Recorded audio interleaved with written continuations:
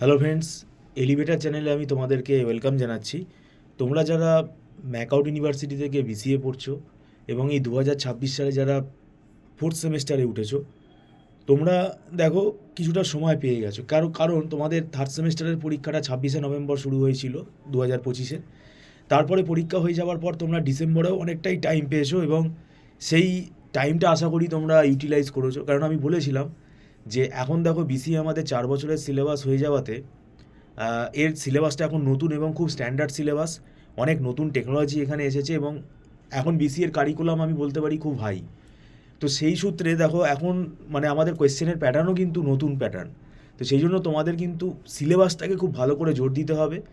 আর fourth সেমেস্টারে তোমাদের 3টে compulsory যে পেপার আছে, ডেটাবেস ম্যানেজমেন্ট সিস্টেম, তারপরে software engineering and operating system. দেখো এই 3টে সাবজেক্ট আগের সিলেবাসেও ছিল। এই 3টে সাবজেক্ট আমাদের এটা আইটির একদম ফাউন্ডেশন, কম্পিউটার সায়েন্সের একদম বেসিক মানে ফাউন্ডেশন সাবজেক্ট। কিন্তু সিলেবাসটা অনেক বড়। কেননা দেখো ডিবিএমএসের মধ্যে আমাদের 2-3টে পার্ট আছে। যেমন ডেটাবেস ডিজাইন আছে, তারপরে রিলেশনাল অ্যালজেব্রা আছে, কোয়ারি অপটিমাইজেশন আছে, ট্রানজ্যাকশন ম্যানেজমেন্ট আছে, তারপরে এসকিউএল প্রোগ্রামিং আছে, ওরাকেল পিএল এসকিউএল আছে। তো এই যে কোর্সগুলো আছে এর ভেতরেই আছে। তারপরে তোমার অপারেটিং সিস্টেম আছে। অপারেটিং সিস্টেম সাবজেক্টের মধ্যে পুরোটাই কিন্তু অ্যালগোরিদম। তারপরে তোমার সফটওয়্যার ইঞ্জিনিয়ারিং সাবজেক্টটার মধ্যে যে কোয়েশ্চেনগুলো বেশিরভাগ আসে সেগুলো সব কেস স্টাডিজ বেস কোয়েশ্চেন আসে। ওখানেও লোকে ভাবে যেটা থিওরি পড়ে চলে গেলে হবে, সেটা কিন্তু হবে না। তো যাই হোক, এই 3টে সাবজেক্টের আমি টপিক ওয়াইজ তোমাদের টাইম টু টাইম আলোচনা করব। তোমাদের একটা ওভারভিউ দিয়ে রাখলাম।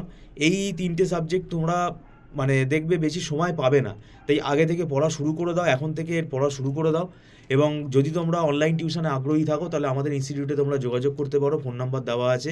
আমাদের এখানে মান্থলি ফিস সিস্টেমে পড়াই এবং এটা অ্যাডভান্স পেমেন্ট করে স্টুডেন্টরা ক্লাস করে, এটা নট রিফান্ডেবল। আর একদম আমাদের এখানে ছোটো ছোটো ব্যাচেই পড়ানো হয় এবং কোনো প্রবলেম হলে, ডাউট হলে সঙ্গে সঙ্গে কিন্তু ফ্যাকাল্টির সাথে স্টুডেন্টরা সরাসরি কথা বলে সেটা কিন্তু ডাউট ক্লিয়ার করে নেয়। আর আমরা এখানে দেখো দীর্ঘ 9-10 বছর যেহেতু পড়িয়ে ফেলেছি, আমাদের নিজেদের হাতে তৈরি করা নোটসগুলো আছে, সেগুলো স্টুডেন্ট যাতে ইজিভাবে বুঝতে পারে সেইভাবে বানানো। তো যাই হোক, থ্যাংক ইউ সো মাচ।